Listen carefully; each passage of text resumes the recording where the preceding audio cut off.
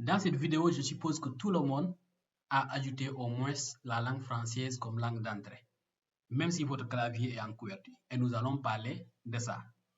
Si vous ne vous retrouvez pas et que votre job, c'est vraiment la saisie, vous saisissez beaucoup, il faut chercher des stickers et les coller sur votre clavier pour aller vite. Le temps de vous habituer. Après, vous allez même vous rendre compte que vous pouvez fermer les yeux et taper. Regardez, c'est simple. Avec une coloration ou bien des gesticulations très claires.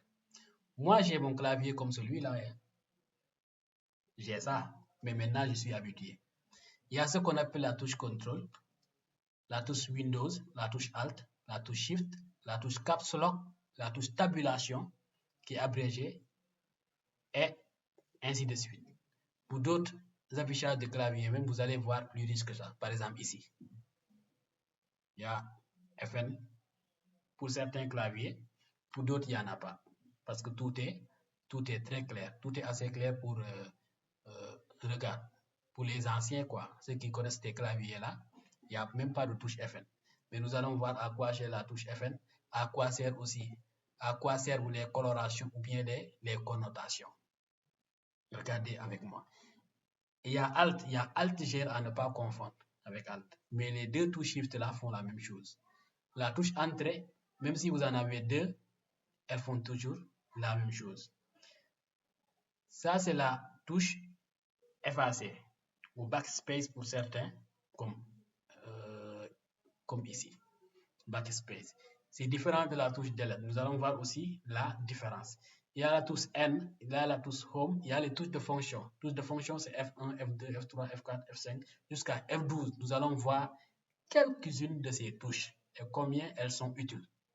Il y a la touche ESC, à l'angle pour tous les claviers que je connais, hein, qui est à l'angle supérieur gauche qui est là. Il y a les touches directionnelles, les quatre flèches là, en haut, en bas, à droite, à gauche. Il y a PGUP, PGDN pour dire page up, page down, pour dire page en haut, page en bas. Shift est revenu, c'est maj, entrée est là, voilà. Et nous allons voir les autres caractères tels que affichés sur ce clavier très clair. Je vais mettre à votre disposition cette image-là dans la plateforme. Et vous pouvez aussi voir que si vous ouvrez le clavier visuel, vous avez à peu près la même apparence. Permettez-moi de faire ceci. Voilà, regardez. Vous avez à peu près la même chose, pour ne pas dire que vous avez toujours la même chose. Ici, vous avez des touches qui sont, voilà, sur le clavier, là, PGUP et consort. Vous avez exactement ceci. Maintenant, ça veut dire quoi? Nous allons apprendre d'une manière très simple comment utiliser l'ensemble de ces caractères dans une autre vidéo.